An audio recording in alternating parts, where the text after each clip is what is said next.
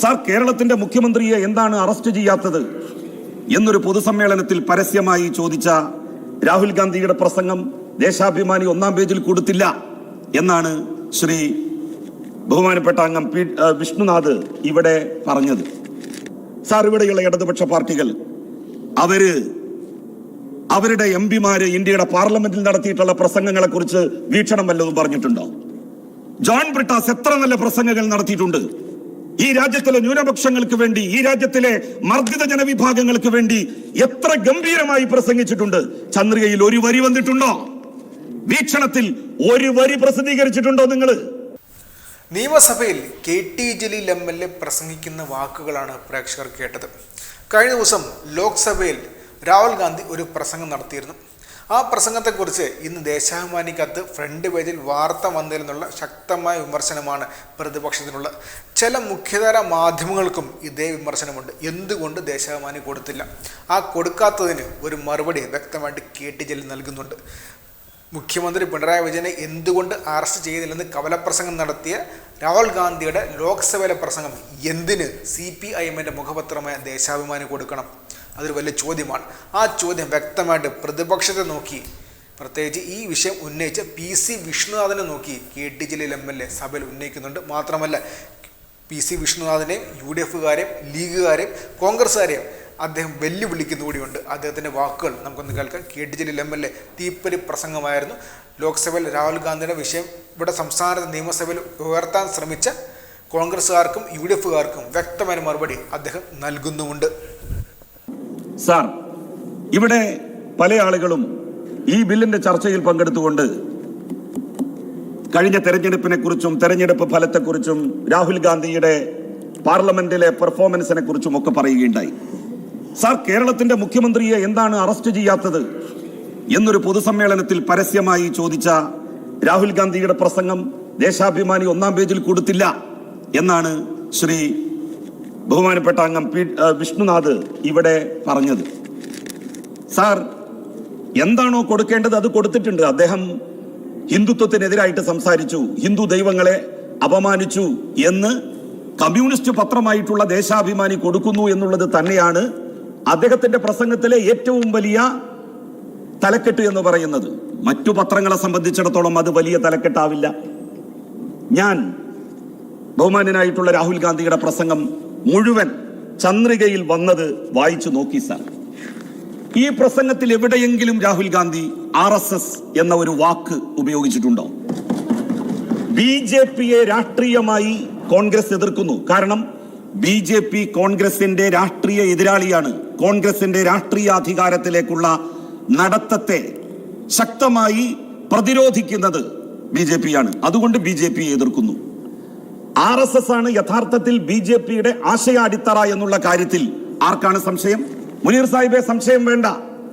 മുനീർ സാഹിബിന് സംശയം തോന്നേണ്ട കാര്യമില്ല. ഞാൻ ചന്ദ്രികയാണ് ഉയർത്തിപ്പിടിച്ചിരിക്കുന്നത്.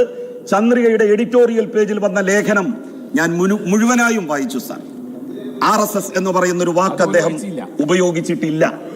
മാത്രമല്ല സാർ, CAA എന്ന് പറയുന്ന ഒരു വാക്ക് അദ്ദേഹം ഉപയോഗിച്ചോ? സാർ, പല കാര്യങ്ങളെ സംബന്ധിച്ചും അദ്ദേഹം വളരെ വാചാനലായി ലോക്സഭയിൽ സംസാരിച്ചു. ഇന്ത്യയിലെ ഒരു ജനവിഭാഗം ഏറ്റവും അധികം പ്രയാസപ്പെടുന്ന, ബുദ്ധിമുട്ടുന്ന, അവരുടെ മനസ്സ് വേദനിച്ച് കഴിയുന്ന ഒരു വിഷയത്തെക്കുറിച്ച് CAA എന്ന് പറയുന്ന ഒരു വാക്ക് അദ്ദേഹം ഉപയോഗിച്ചോ? അതുപോലെ തന്നെ പൗരത്വ രജിസ്റ്ററിനെ കുറിച്ച് അദ്ദേഹം എന്തെങ്കിലും പറഞ്ഞോ? രാഹുൽ ഗാന്ധി വരുന്നത് UPയിൽ നിന്നാണല്ലോ. UPയിൽ രാഹുൽ ഗാന്ധി ഉൾപ്പെടുന്ന ഇന്ത്യ സഖ്യത്തിന്റെ സ്ഥാനാർത്ഥികളെ ജയിപ്പിച്ചു എന്ന ഏക കാരണത്താൽ ആയിരക്കണക്കിന് വീടുകളാണ് ബുൾഡോസർ വെച്ച് അവിടുത്തെ യോഗി സർക്കാർ തകർത്തത്. അവിടെ ഒന്ന് സന്ദർശിക്കുകയോ അതിനെ സംബന്ധിച്ച തന്റെ പ്രതിഷേധം ഇന്ത്യയുടെ പാർലമെന്റിൽ രാഹുൽ ഗാന്ധി ഉയർത്തുകയോ ചെയ്യാതിരുന്നത് എന്തുകൊണ്ടായിരുന്നു? സാർ, 5 MLAമാർ രാഹുൽ ഗാന്ധി തെരഞ്ഞെടുക്കപ്പെട്ട UPയിൽ ജയിലിലാണ്. ഇന്ത്യൻ പാർലമെന്റിലേക്ക് SP-യുടെ സ്ഥാനാർത്ഥിയായി UPയിൽ നിന്ന് തെരഞ്ഞെടുക്കപ്പെട്ട 29-കാരിയായ മുനവ്വറ എന്ന് പറയുന്ന MP-യുടെ സഹോദരൻ ജയിലിലാണ്. ആ കാര്യത്തെ സംബന്ധിച്ചൊന്നും രാഹുൽ ഗാന്ധിക്ക് വലിയ വിഷയമായിട്ട് തോന്നിയിട്ടില്ലായിരിക്കാം. അതുകൊണ്ടാകും അദ്ദേഹം അതേക്കുറിച്ചൊന്നും പറയാതെ പോയത്. കോമൺ സിവിൽ കോഡിനെ കുറിച്ചൊന്നും അദ്ദേഹം പറഞ്ഞിട്ടില്ല. ഈ രാജ്യത്തുള്ള വലിയൊരു ജനവിഭാഗത്തിന്റെ ആശങ്കകൾ എന്തുകൊണ്ടാണ് രാഹുൽ ഗാന്ധി ഇന്ത്യയുടെ പാർലമെന്റിൽ പ്രതിഫലിപ്പിക്കാതെ പോയത്? അതിനുള്ള ഉത്തരം ബഹുമാനപ്പെട്ട അനിൽകുമാർ പറയും എന്ന് ഞാൻ പ്രതീക്ഷിക്കുന്നു. സാർ, നമ്മളുടെ രാജ്യത്തിന്റെ മതനിരപേക്ഷതയ്ക്ക് വേണ്ടി ഏറ്റവും അധികം നിലകൊള്ളുന്ന പാർട്ടി അതേതാണ്? കോൺഗ്രസിനോടുള്ള വിയോജിപ്പ് കോൺഗ്രസ് ഒരു ഘട്ടത്തിലും RSSന്റെ പ്രത്യയശാസ്ത്രത്തെ എതിർത്തിട്ടില്ല. കോൺഗ്രസിന്റെ ഒരു നേതാവ് തന്റെ മക്കളോടെങ്കിലും നിങ്ങൾ ഏത് പാർട്ടിയിൽ ചേർന്നാലും BJPയിൽ ചേരരുത് എന്ന് പറഞ്ഞു കൊടുത്തിട്ടുണ്ടായിരുന്നെങ്കിൽ ശ്രീമാൻ AK ആന്റണിയുടെ മകൻ അനിൽ ആന്റണി BJPയിൽ പോയി ചേരുമായിരുന്നോ? RSSന്റെ പ്രത്യയശാസ്ത്രത്തെ എന്തുകൊണ്ടാണ് കോൺഗ്രസ് എതിർക്കാത്തത്? കോൺഗ്രസ് എന്തുകൊണ്ടാണ് ഗോൾവാൾക്കറെ അതിശക്തമായി അപലപിക്കാത്തത്? എന്താണ് കോൺഗ്രസ് സവർക്കറെ സംബന്ധിച്ച് ഒന്നും ഉരിയാടാത്തത്? കോൺഗ്രസിന്റെ നേതാക്കന്മാരെ കുറിച്ച് മാത്രം കോൺഗ്രസിന്റെ നേതാക്കന്മാർ അവരുടെ മക്കൾക്ക് പോലും ഒരു ക്ലാസ് എടുത്തു കൊടുത്തിട്ടില്ല ഇന്ന് വരെ. RSSനെ കുറിച്ചും BJPയെ കുറിച്ചും. അനിൽ ആന്റണി പോയി എന്നുള്ളത് ശരി, പോട്ടെ. പക്ഷേ ശ്രീമാൻ AK ആന്റണിയുടെ ഭാര്യ എന്താണ് പത്രക്കാരുടെ മുന്നിൽ വന്നുകൊണ്ട് പറഞ്ഞത്? ഞാൻ ഇന്നലെ രാത്രി ഒരു സ്വപ്നം കണ്ടു, എന്റെ മകൻ BJPയിൽ ചേരാൻ വേണ്ടി പോകുന്നു. പിതാവേ, എന്താണ് ഞാൻ ചെയ്യേണ്ടത്? അപ്പൊ പിതാവ് പറഞ്ഞു, അവനക്ക് നല്ലതേ ഉണ്ടാവൂ, അവൻ പോയിക്കോട്ടെ. സത്യത്തിൽ അനിൽ ആന്റണിയുടെ കാര്യം ചോദിക്കേണ്ടത് ആരോടാണ്? അനിൽ ആന്റണിയുടെ പിതാവിനോടല്ലേ? ശ്രീമാൻ AK ആന്റണിയോടല്ലേ ആന്റണിയുടെ ഭാര്യ ചോദിക്കേണ്ടിയിരുന്നത്? സ്വന്തം ഭാര്യക്ക്, സ്വന്തം മക്കൾക്ക് എന്താണ് കോൺഗ്രസ് എന്ന് പഠിപ്പിച്ചു കൊടുക്കാൻ ഒരു കോൺഗ്രസ്സുകാരന് ഒരിക്കലും ചേരാൻ പറ്റാത്ത പാർട്ടിയാണ് BJP എന്ന് പറഞ്ഞു കൊടുക്കാൻ എന്തേ സാധ്യമാകാതെ പോയത് കോൺഗ്രസിന്റെ നേതാക്കൾക്ക്? നിങ്ങളാണോ ഈ രാജ്യത്ത് RSSനും BJPക്കും എതിരായി വലിയ യുദ്ധം നടത്തും എന്ന് പറയുന്നത്? ആശയപരമായി എതിർക്കണം. നിങ്ങൾ BJP എതിർക്കുന്നത് പ്രധാനമന്ത്രിയുടെ കസേരയിൽ നിങ്ങൾക്ക് എത്താൻ വേണ്ടിയാണ്. എത്തിയാൽ നിങ്ങൾ ആ എതിർപ്പ് നിർത്തും. അതിന്റെ തെളിവല്ലേ RSSനെതിരായി എന്തെങ്കിലും പറയുന്നതിൽ വിമുഖത കാണിക്കുന്നു എന്നുള്ളത് വ്യക്തമാക്കുന്നത്? സാർ, ഇവിടെയുള്ള ഇടതുപക്ഷ പാർട്ടികൾ അവരുടെ MPമാര് ഇന്ത്യയുടെ പാർലമെന്റിൽ നടത്തിയിട്ടുള്ള പ്രസംഗങ്ങളെ കുറിച്ച് വീക്ഷണം വല്ലതും പറഞ്ഞിട്ടുണ്ടോ? ജോൺ ബ്രിട്ടാസ് എത്ര നല്ല പ്രസംഗങ്ങൾ നടത്തിയിട്ടുണ്ട്. ഈ രാജ്യത്തിലെ ന്യൂനപക്ഷങ്ങൾക്ക് വേണ്ടി, ഈ രാജ്യത്തിലെ മർദ്ദിത ജനവിഭാഗങ്ങൾക്ക് വേണ്ടി എത്ര ഗംഭീരമായി പ്രസംഗിച്ചിട്ടുണ്ട്. ചന്ദ്രികയിൽ ഒരു വരി വന്നിട്ടുണ്ടോ? വീക്ഷണത്തിൽ ഒരു വരി പ്രസിദ്ധീകരിച്ചിട്ടുണ്ടോ നിങ്ങളാണോ? രാഹുൽ ഗാന്ധിയുടെ പ്രസംഗം ദേശാഭിമാനി കൊടുത്തില്ല എന്ന് പറയുന്നത്? രാഹുൽ ഗാന്ധിയുടെ പ്രസംഗം ദേശാഭിമാനി കൊടുത്തിട്ടുണ്ട്. ദേശാഭിമാനി കൊടുത്തിട്ടുണ്ട്. വിഷ്ണുനാഥിന്റെ ഫേസ്ബുക്ക് പോസ്റ്റിൽ ഞാൻ ചലഞ്ച് ചെയ്യുന്നു വിഷ്ണുനാഥിനെ. ഇന്ന് വരെ BJPക്കെതിരായി ഒരു ഫേസ്ബുക്ക് പോസ്റ്റ് ഇട്ടിട്ടുണ്ടോ? ഇന്ന് വരെ ഇട്ടിട്ടുണ്ടോ? ഇല്ല, ഇടില്ല. RSSനെ അപലപിച്ചിട്ടുണ്ടോ വിഷ്ണുനാഥ്? ഇന്ന് വരെ. കാരണം എന്താണ്? RSSന്റെ നിയോജക മണ്ഡലത്തിൽ കഴിഞ്ഞ തവണ ഏറ്റവും അധികം വോട്ട് കൊല്ലം ജില്ലയിൽ, രണ്ടാമത്തെ ഏറ്റവും കൂടുതൽ വോട്ടുള്ള നിയോജക മണ്ഡലത്തിൽ BJPക്ക് കിട്ടിയത് 6000 വോട്ട് മാത്രമാണ്. 30,000 വോട്ടുള്ള BJPക്ക് വോട്ടുള്ള നിയോജക മണ്ഡലത്തിൽ.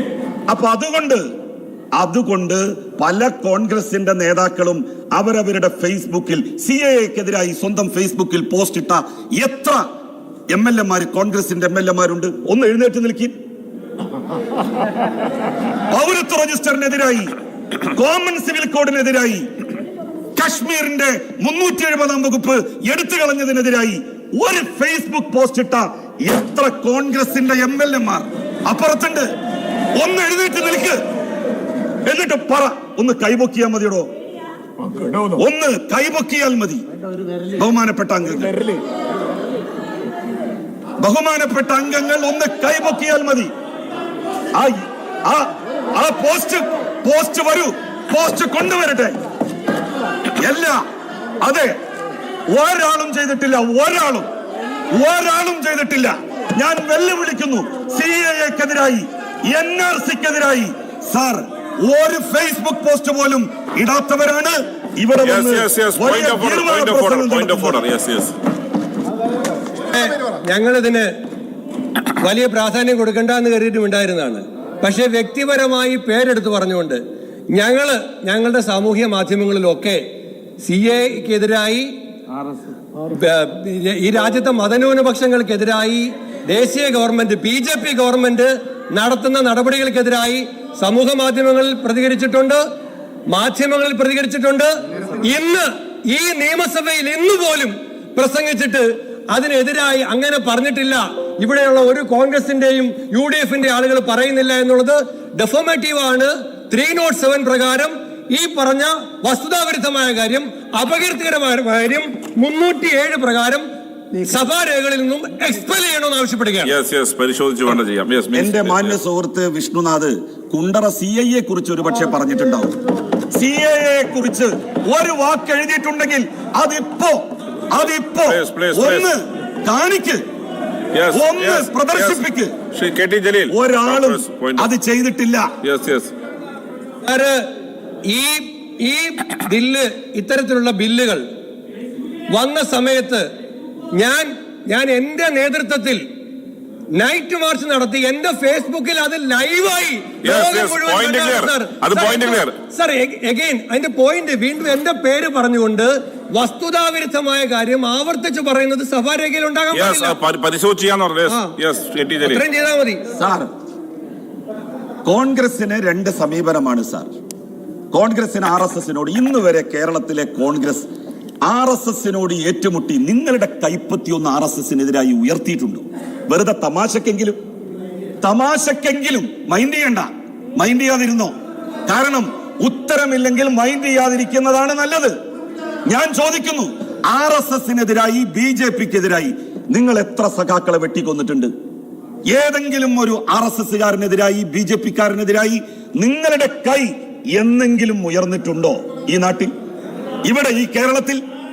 അപ്പൊ നിങ്ങൾ പറയും ഞങ്ങൾ വലിയ ഗാന്ധിയന്മാരാണ്, ഞങ്ങൾ അതൊന്നും ചെയ്യില്ല.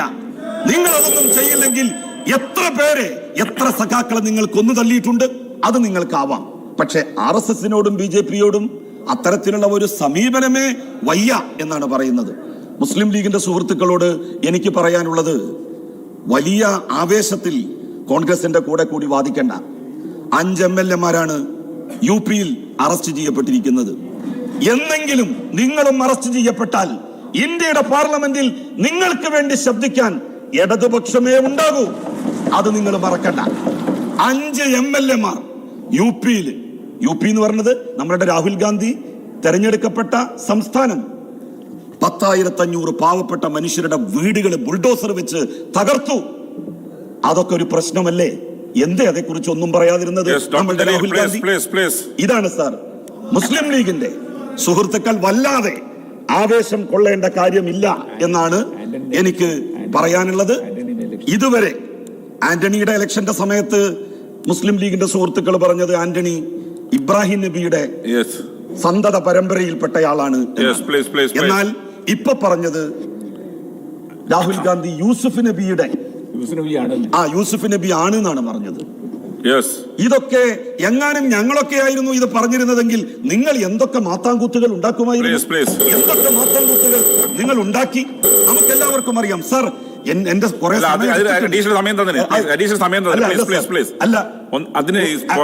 ഒരുപാട് സമയമെടുത്തു സാർ. എനിക്ക് മുസ്ലിം ലീഗിന്റെ സുഹൃത്തുക്കളോട് പറയാനുള്ളത്, വല്ലാതെ ആവേശത്തോടുകൂടി കോൺഗ്രസിനെ പിന്തുണക്കണ്ട.